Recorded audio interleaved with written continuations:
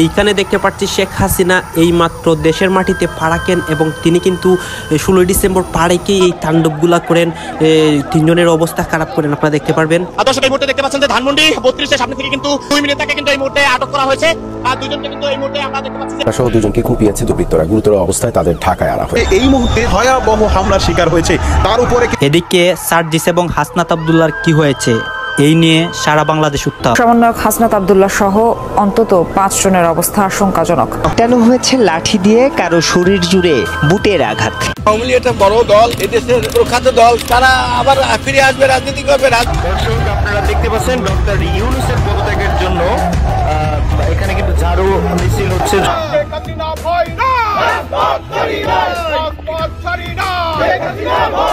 স্বাধীন এই বাংলাদেশে 24 সালের 16 ডিসেম্বরের বিজয় দিবসটি পালিত হলো অন্যরকম রূপে। সমগ্র ঢাকা শহরের অলিগলি সহ সারা বাংলাদেশের রাস্তাঘাটে অনেক ঘটনা, অনেক দুর্ঘটনা, সবকিছু মিলিয়ে এবারের বিজয় দিবসটা উল্লেখযোগ্য। কিন্তু উল্লেখযোগ্য এই বিজয় দিবসে আমরা উল্লেখ করার মতো কোনো তথ্য আপাতত আওয়ামী লীগের নেতাকর্মীদের আমি সবাইকে আহ্বান জানাচ্ছি যে আপনারা সাহস নিয়ে দাঁড়ান, আপনারা একা না, আমরা আছি, বঙ্গবন্ধুর পরিবার কোথাও যায়নি। গতকাল 16 ডিসেম্বর রাজপথের মধ্যে অনেক কিছু হয়েছিল। আওয়ামী লীগ কর্মীরা রাজপথে নেমেছিল এবং তারা কিন্তু অনেক কিছুই তাণ্ডব করে, দর্শক শ্রোতা অনেক ভাঙচুর করে, অনেক আন্দোলন করে, অনেক ঝামেলাও কিন্তু করে। সেই সব আপনাদেরকে গত একটি ভিডিওতে দেখিয়েছি। এই ভিডিওতে দেখাবো এইসবের পিছনে মূল কে রয়েছে। আপনারা তো সবাই জানেন সেই আন্দোলনের মুখে পড়ে সার্জিস, হাসনাত, সমন্বয়ক অনেকের কিন্তু অনেক কিছু হয়েছে।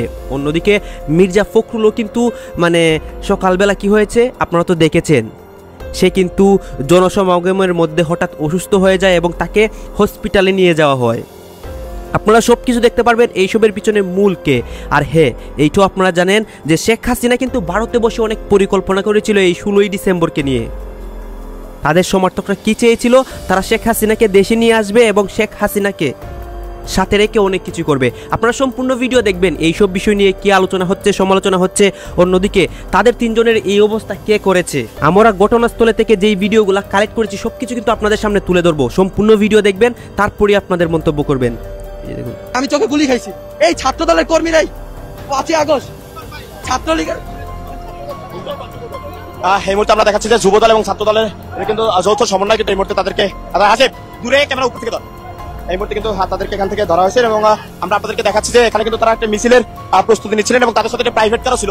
সেই প্রাইভেট কার সহই কিন্তু এখান থেকে তাদেরকে ধরা হয়। তারা কিন্তু বেশ কিছুক্ষণ যাবতীয় কিন্তু এখানে তারা ঘুরছিলেন এবং তারা কিন্তু একটি মিছিলের প্রস্তুতি নিচ্ছিলেন। সেটি আসলে ছাত্রদল এবং যুব দলের স্বেচ্ছাসেবক দলের নেতারা কিন্তু আমরা আপনাদেরকে এই মুহূর্তে দেখাচ্ছি যে এখানে কিন্তু আরেকজনকে কিন্তু এখানে যে একজন দেখতে পাচ্ছি যে একজন কিন্তু তার কিন্তু আসলে কি পা নেই, তিনিও কিন্তু এখানে তিনি কিন্তু এইখানে দেখতে পাচ্ছি তারা মুখোমুখি সংঘর্ষ করতেছে এবং তারা একদল আরেক দলকে দাওয়া পাল্টা দেওয়া দিচ্ছে।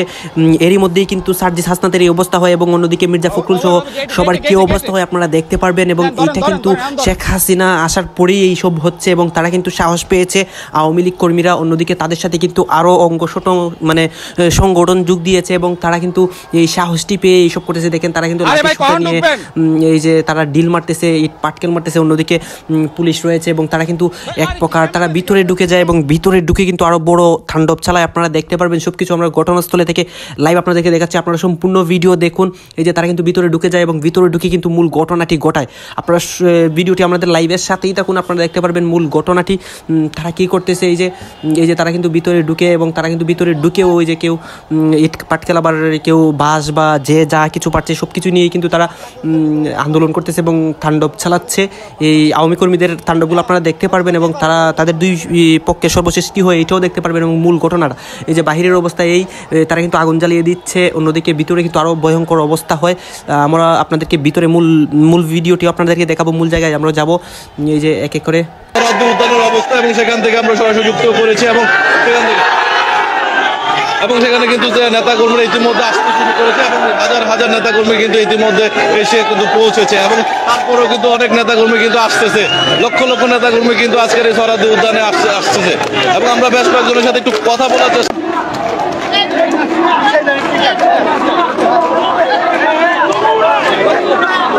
আপনারা কোথেকে আসছেন? আমরা বগুড়া থেকে আসছি। কতজনের সমাগম আসছে? জি, কতজন লোক আসছেন আপনারা? কতজনের মতো? আমরা প্রায় 3000 প্রায় 3000 লোক আমরা আগে নিয়ে আসছি এবং ট্রেনে আমাদের আরো 2000 লোকজন আসছে, প্রাইভেট কারে আসছে, হাইসে আসছে। টোটাল আমরা প্রায় 5000 লোকের জমায়েত করেছি এখানে। আপনারা আজকে এই যে ছাত্র সমাবেশ থেকে কি বার্তা দিতে যাচ্ছেন বা কিভাবে আপনারা সংগঠিত হবেন, কি বার্তা নিচ্ছেন? আগামী দিনে জননেত্রী শেখ হাসিনার নেতৃত্বে আবারও আমরা একটা সুন্দর বাংলাদেশ, এটাই আমরা এই মেসেজটা এখান থেকে নিতে এসেছি ছাত্র সমাজকে নিয়ে। ধন্যবাদ। আপনি এখানে কি পোস্টে আছেন বা কিভাবে? আমি বগুড়া সদর উপজেলা আওয়ামী লীগের সাধারণ সম্পাদক। আমরা আজকে বাংলাদেশের বৃহৎ সংগঠন, বাংলাদেশের প্রাণীর স্পন্দন, জননেত্রী শেখ হাসিনার হাতে গড়া সংগঠন বাংলাদেশ ছাত্রলীগের পক্ষ থেকে আমরা বগুড়া ছাত্রলীগের নেতৃবৃন্দের সাথে আজকে আমরা এই সমাবেশে যোগ দিতে এসেছি। আমরা বগুড়া থেকে এসে আমরা বগুড়া সহ সারা বাংলাদেশের নেতাকর্মীদেরকে জানান দিতে চাই, আমরা বগুড়া থেকেই আগামী দিনে বিএনপি জামাতের যে চক্রান্ত নৈরাজ্য সৃষ্টি করার পায়তারা করছে, আমরা বগুড়া থেকে করবো ইনশাআল্লাহ। একটা কিন্তু কথা আছে যে বগুড়াতে বিএনপির ঘাঁটি, সেই হিসাবে আপনারা আওয়ামী লীগ হিসাবে ওখানকার পরিস্থিতি কেমন দেখছেন? আপনি জানেন জননেত্রী শেখ হাসিনার উন্নয়ন, সুষম উন্নয়ন, আজকে সেই উন্নয়নের পক্ষে সারা বাংলাদেশে যেমন গণজোয়ার সৃষ্টি হয়েছে, তেমনি বগুড়াতেও আজকে তেমনি একটি গণজোয়ার সৃষ্টি হয়েছে। আজকে ছাত্র সমাবেশের মধ্য দিয়ে সে গণজোয়ার আবারও নতুন করে প্রতিফলিত হবে। আগামী দিনে জননেত্রী শেখ হাসিনার হাতকে শক্তিশালী করার লক্ষ্যে আমরা কাজ করে যাচ্ছি। আপনারা জানেন বগুড়া সদরে ইতিমধ্যে আমাদের মাননীয় এমপি তার উন্নয়ন কর্মকার্য পরিচালনা শুরু করেছেন। আমরা বিশ্বাস করি জননেত্রী শেখ হাসিনার হাত ধরে আগামীর বাংলাদেশ নিরাপদ, বগুড়া নিরাপদ, সারা বাংলাদেশ নিরাপদ। সবাইকে ধন্যবাদ। ধন্যবাদ আপনাকে। আচ্ছা, আপনার একটু পরিচয়টা দিবেন, আপনি কোন পদে আছেন বা কি হিসাবে আছেন? চেয়েছে এটা সব থেকে বড় আপডেট, যেখানে 19 ডিসেম্বর গোল বৈঠকে মিটিং হতে চলেছে, উপস্থিত থাকবে বাংলাদেশ, ভারত সহ চায়না।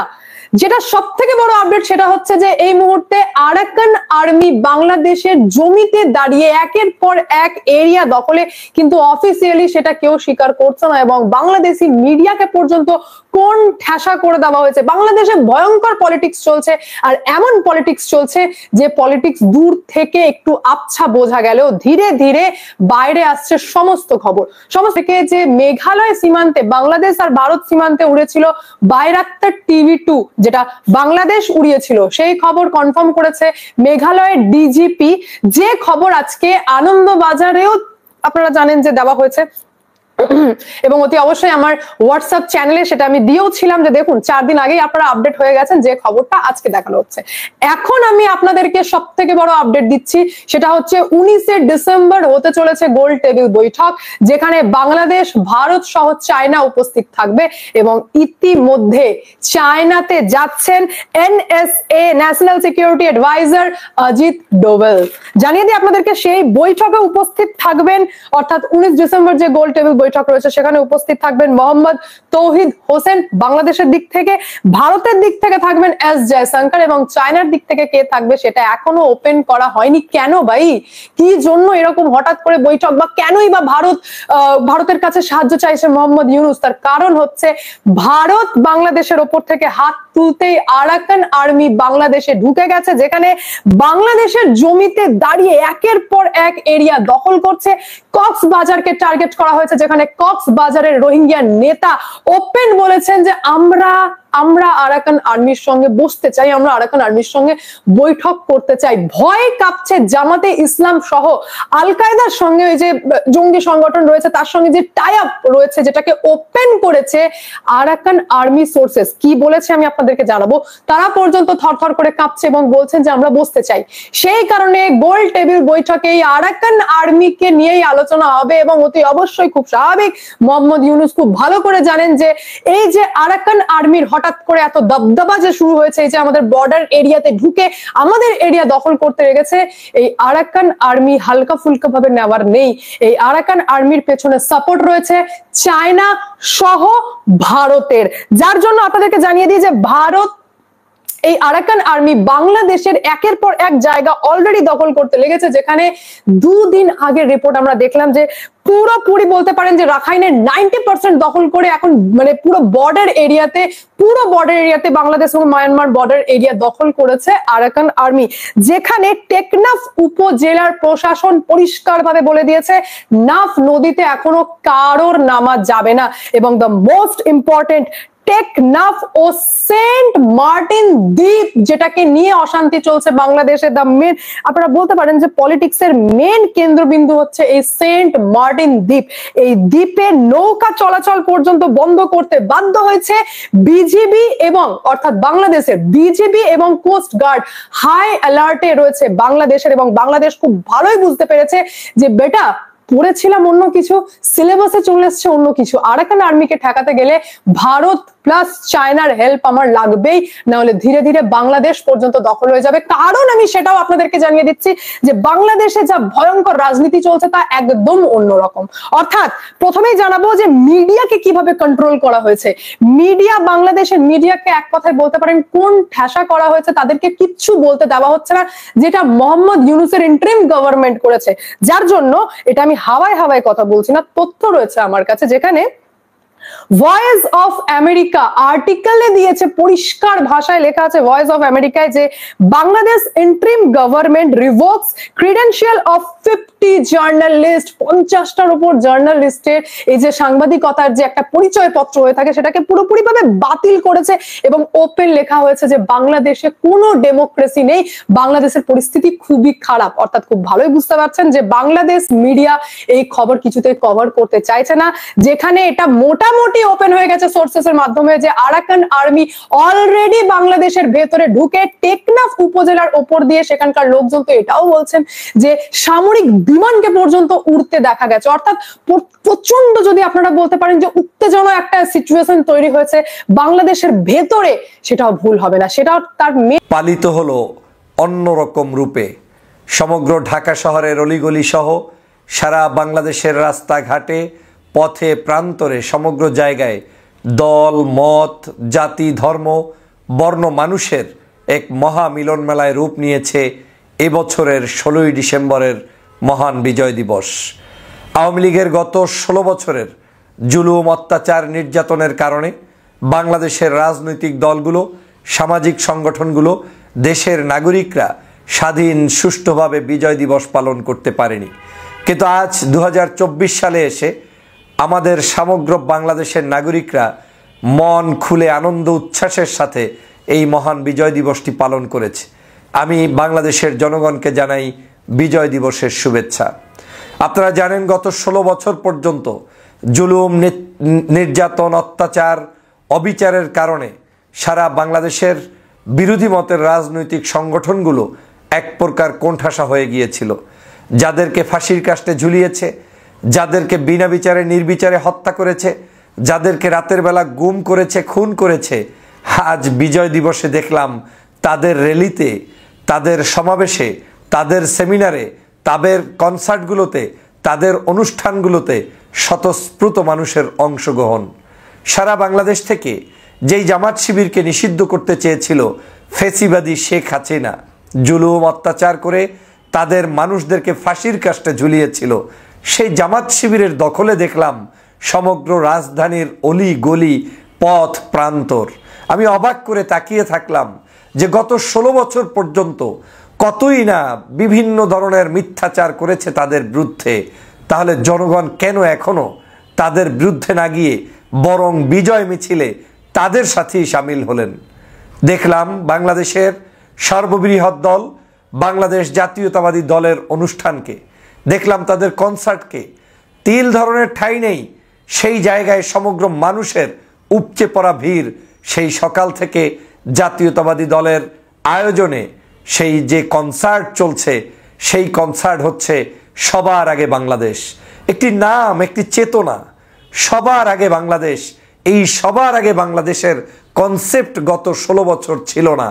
তখন ছিল সবার আগে শেখ মুজিব, সবার আগে শেখ হাসিনা, সবার আগে আওয়ামী লীগ। কিন্তু আজ প্রথম বাংলাদেশে দেখলো সবার আগে বাংলাদেশ। তাও কোথায় অনুষ্ঠিত হয়েছে? ঠিক জায়গা মতো, যেখান থেকে বাংলাদেশের আগামী দিনের রাষ্ট্র পরিচালিত হবে, যেখান থেকে সংসদ সদস্যরা দেশের জন্য, জনগণের জন্য কথা বলবেন, সেই সংসদ সদস্যদের যেই জায়গা জাতীয় সংসদ ভবন, সেই ভবনের সামনে মানিক মিয়া অ্যাভিনিউতে মানুষ আর মানুষ উপচে পড়া ভিড়। মানুষের কাছে শুনে এসেছি, নিজে দেখে এসেছি, তারেক রহমানের সাহেবের সিদ্ধান্তেই এই নামটি হয়েছে সবার আগে বাংলাদেশ। তাহলে আওয়ামী লীগ কি করতে পেরেছে? 16 বছর পর্যন্ত যাদেরকে নিষিদ্ধ করতে চেয়েছে, যাদেরকে জুলুম অত্যাচার করে ধ্বংস করতে চেয়েছে, তারাই তো আজকের রাজপথ দখল করে মিছিল করছে, মিটিং করছে, আনন্দ উল্লাস করছে এবং তাদের দেশকে নিয়ে তাদের ভাবনাগুলো তুলে ধরছে। আজ দেখলাম বাংলাদেশের বৈষম্য বিরোধী আন্দোলনের নেতাদের নেতৃত্বে সমগ্র বাংলাদেশের বিভিন্ন জায়গায় তাদের দেশপ্রেমে উজ্জীবিত হওয়া সাধারণ শিক্ষার্থীদেরকে নিয়ে র্যালি করতে। কই, আওয়ামী লীগের সময় এইরকম কোনো মানুষ তো র্যালি করতে পারেনি। আমি দেখেছি ঢাকাতে নাগরিক কমিটি, তাদের বৈষম্য বিরোধী আন্দোলন সহ বিভিন্ন সংগঠনগুলো তারা যেভাবে স্বতঃস্ফূর্তভাবে একটা দেশকে রিপ্রেজেন্ট করছে, সমগ্র ঢাকা শহর অলিতে গলিতে আলোকিত করেছে, সাজসজ্জা করেছে, মনে হয়েছে যেন আমাদের সকলের হৃদয়ে একটি দোলা তৈরি হয়ে গিয়েছে। এই দোলাটাই আমরা গত 16 বছর উপভোগ করতে পারিনি, এই আনন্দটাই আমরা গত 16 বছর করতে পারিনি। আজ বাংলাদেশের সমগ্র জায়গায় যেই আনন্দটা হয়েছে, এরকম একটা আনন্দের জন্যই 1971 সালে বাংলাদেশের স্বাধীনতা হয়েছিল। কিন্তু আমরা সেই 1971 সালের স্বাধীনতাকে রক্ষা করতে পারিনি। 71 সালের স্বাধীনতাটাকে বিক্রি করে ফ্যাসিবাদী শেখ হাসিনা তার পরিবারের কাছে জিম্মি করে রেখেছিলেন। শুধু আমরা শুনতাম একটি দলের ঘেউ ঘেউ, সারা রাত ব্যাপী তাদের কোনো একজন নেতার কণ্ঠ উঁচু করে শুধু বক্তব্য, জাতিকে বিভ্রান্ত করা হতো, বিভাজন করা হতো। আর আজ বাংলাদেশের একদিকে জামাত শিবির, অন্যদিকে চরমনাই, অন্যদিকে হেফাজত, অন্যদিকে বিএনপি, অন্যদিকে বৈষম্য বিরোধী আন্দোলনের নেতারা, অন্যদিকে ডান বাম সমস্ত রাজনৈতিক দলের নেতারা উচ্ছ্বাস প্রকাশ করে, আবেগ প্রকাশ করে, তাদের হৃদয় নিংড়ানো ভালোবাসা দিয়ে সবার আগে বাংলাদেশকে সবার আগেই মাথায় তুলে রেখেছে। এটাই স্বাধীনতা, এই স্বাধীনতাই আমাদেরকে রক্ষা করতে হবে।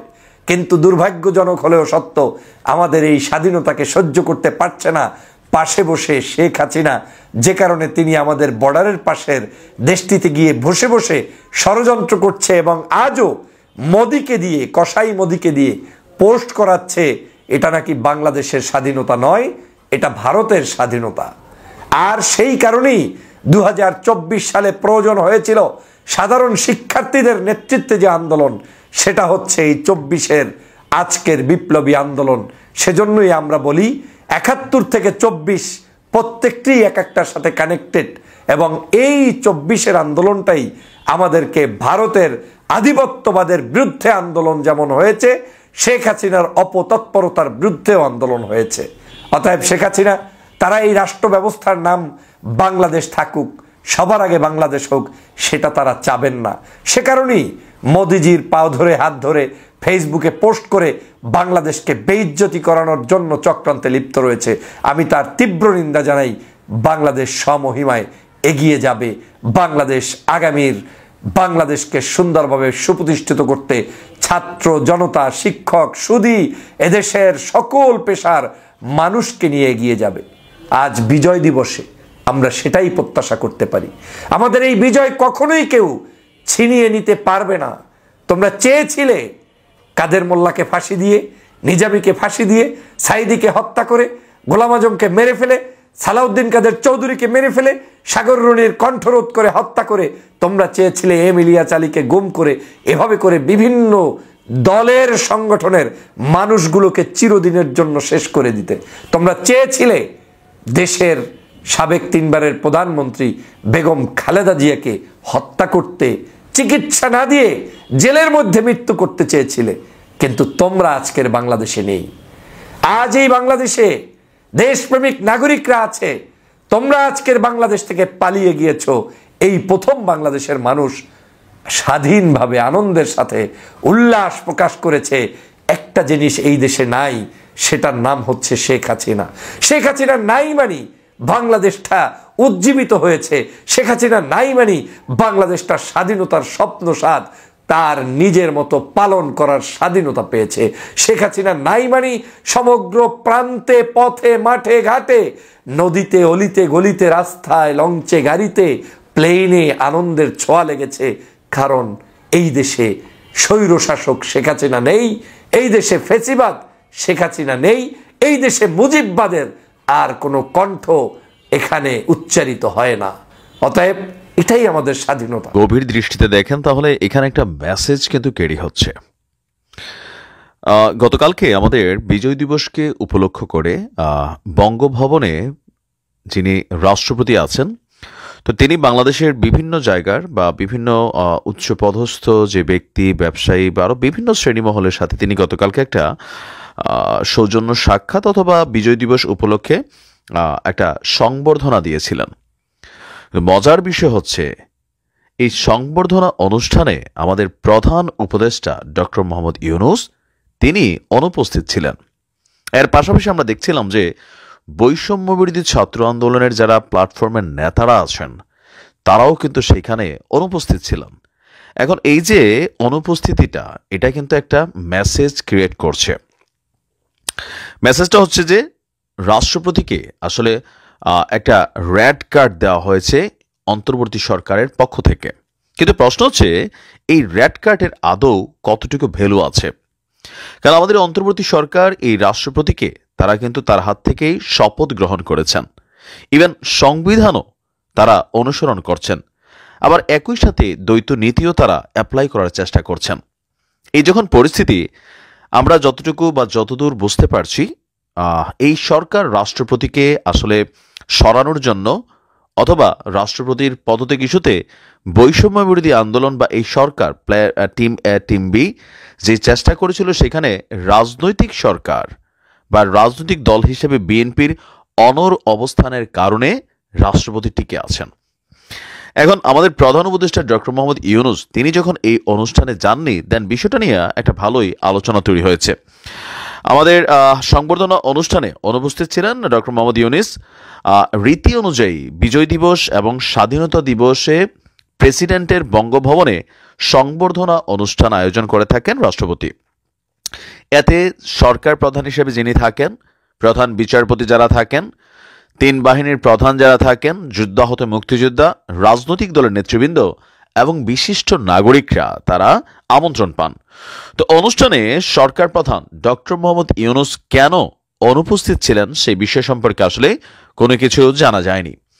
দিবসটি উপলক্ষে প্রধান উপদেষ্টা সকালে সাভার জাতীয় স্মৃতিসৌধে তিনি বীর শহীদদের উদ্দেশ্যে শ্রদ্ধা নিবেদন করেছেন, আর এছাড়া জাতির উদ্দেশ্যে ভাষণও দিয়েছেন।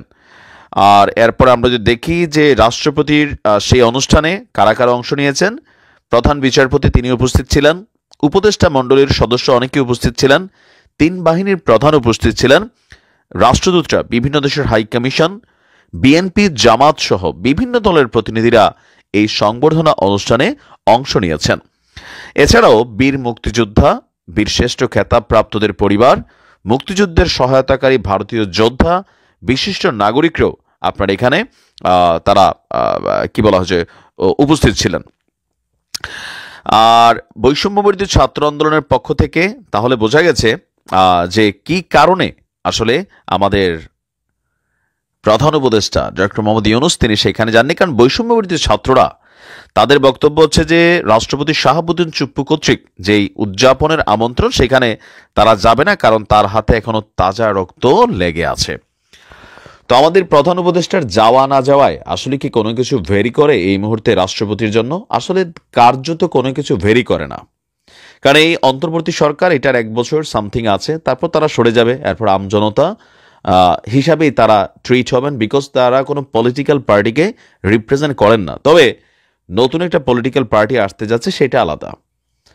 আর প্রধান উপদেষ্টা ডক্টর মোহাম্মদ ইউনূসের এই যাওয়া না যাওয়ার মধ্যে একটা রেড কার্ড যেটা আমরা ফিল করলাম, সেইটার ইফেক্ট এমনও হতে পারে যে আপনার বৈষম্যবিরোধী আন্দোলনের নেতারা আবার রাজপথে নামতে পারেন।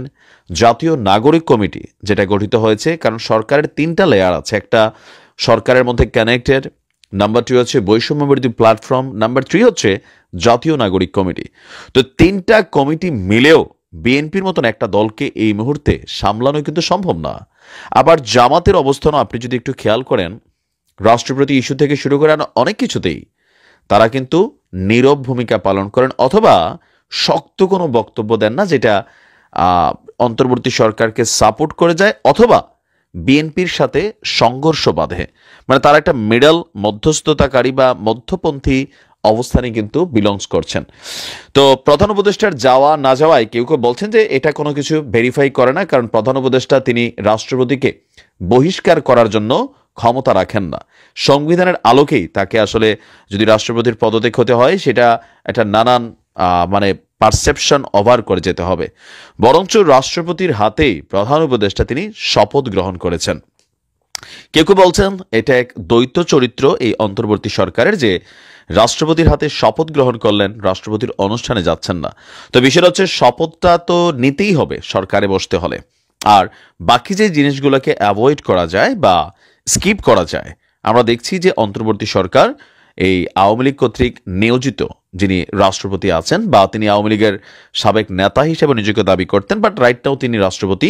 তো সেই জায়গা থেকে কালকে কি বলা হচ্ছে, ওনার অনুষ্ঠানে সম্ভবত প্রধান উপদেষ্টা ডক্টর মোহাম্মদ ইউনূস যাননি, যদিও এই সম্পর্কে তার যারা চাইতে 24-এর গণ অভ্যুত্থানটা অনেক বেশি গুরুত্বপূর্ণ, অনেক বেশি কার্যকর বলার চেষ্টা করলেন প্রধান উপদেষ্টা সহ উপদেষ্টা নাহিদ ইসলাম, যে 71-এ বিজয় এসেছে ঠিকই, কিন্তু তার পরিপূর্ণতা নাকি এসেছে 24-এর গণ অভ্যুত্থানের মাধ্যমে।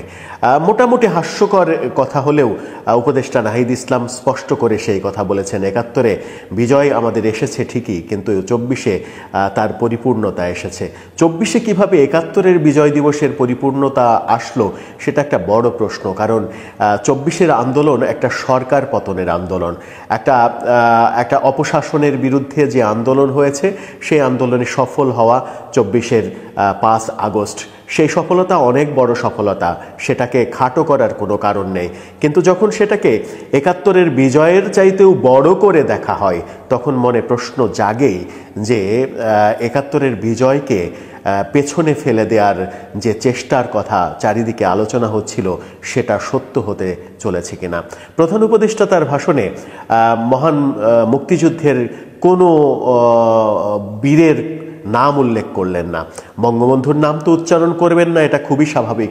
বঙ্গবন্ধু বাদ দিয়েও যারা রয়েছেন, মাওলানা ভাসানী রয়েছেন, এমনকি মেজর জিয়া রয়েছেন, জাতীয় 4 নেতা রয়েছেন, কারো নামই উল্লেখ করতে দেখা গেল না, একটা সেক্টর কমান্ডারের নাম উল্লেখ করতে দেখা গেল না। অর্থাৎ 71-এর বীর সেনানীরা 71-এ 9 মাস যুদ্ধ করে 30 লক্ষ প্রাণের বিনিময়ে, 2 লক্ষ মা বোনের সম্ভ্রমের বিনিময়ে যে মহান বিপ্লবের মাধ্যমে আমাদের এই মহান স্বাধীনতাটা এনেছিল, সেই স্বাধীনতাটা যেন এই সরকারের কাছে একটা ম্লান হয়ে যাওয়া ব্যাপার। 71-এর বীরদের কথা যদি তিনি উল্লেখ করতেন, তাহলে আমার মনে হয় যে তিনি আরো মহৎ হতে পারতেন, তিনি আরো বড় হতে পারতেন। তিনি যদি আওয়ামী লীগের অপকর্মের সঙ্গে বঙ্গবন্ধুকে গুলিয়ে ফেলেন, আওয়ামী লীগের অপকর্মের সঙ্গে 71-এর বীর সেনানীদের গুলিয়ে ফেলেন, তাহলে সেটা বড় ধরনের একটা ভুল হবে। প্রধান উপদেষ্টার বিজয় দিবসের ভাষণ যদি বিজয়কে খাটো করার চেষ্টা হয়, তাহলে সেই ভাষণ দেওয়ার কোনো কারণ থাকতে পারে বলে অন্তত মনে হয় না। সেটাকে অ্যাভয়েড করা যেতই। বিজয় দিবসের প্রাক্কালে এসে ভাষণ দেওয়ার কোনো কারণই থাকতে পারে না যদি বিজয়ের বীরদের, মহান স্বাধীনতার বীরদের কথা আপনি অ্যাভয়েড করেন। প্রধান উপদেষ্টার ভাষণে একটা নতুন সব থেকে গুরুত্বপূর্ণ যে কথা এসেছে সেটা হচ্ছে নির্বাচনের একটা দিনক্ষণের একটা ইঙ্গিত দিয়েছেন তিনি, নির্দিষ্ট করে বলেননি কিন্তু ইঙ্গিত দিয়েছেন। বলেছেন 2025-এর শেষে অথবা 2026-এর শুরুতে নির্বাচন করা যেতে পারে। তবে আবার এটাও বলেছেন যে সংস্কার কার্যক্রমে যদি বেশি সময় লাগে তাহলে আরও 6 মাস সেখানে লাগতে পারে। কিন্তু প্রথম কথাই 2025-এর শেষ কিংবা 2026-এর শুরু, এই কথাটাকে যদি আমি মেইন কথা ভাবি, তাহলে আজকে থেকে 3 মাস আগে, 3 মাসেরও বেশি সময় আগে যে সেনাপ্রধান যে বক্তব্য দিয়েছিলেন যে 1.5 বছরের মধ্যে, 18 মাসের মধ্যে নির্বাচন হবে, সেনাপ্রধানের সেই বক্তব্যকে প্রধান উপদেষ্টা নিজে স্বয়ং অস্বীকার করেছিলেন, বলেছিলেন এটা তো সরকারের কথা নয়, সরকার যখন বলবে তখন সেটা কথা। এখন সরকার বলেছে, সেনাপ্রধান 3 মাস আগে যেটা বুঝেছিলেন এখন সরকার 3 মাস পরে এসে সেটা বুঝছেন। তার মানে হচ্ছে সেনাপ্রধানের যে মস্তিষ্ক, সেই মস্তিষ্ক থেকে বর্তমান অন্তর্বর্তীকালীন সরকারের মস্তিষ্ক অন্তত 3 মাস যে পিছিয়ে আছে সেটা বলাই যায়।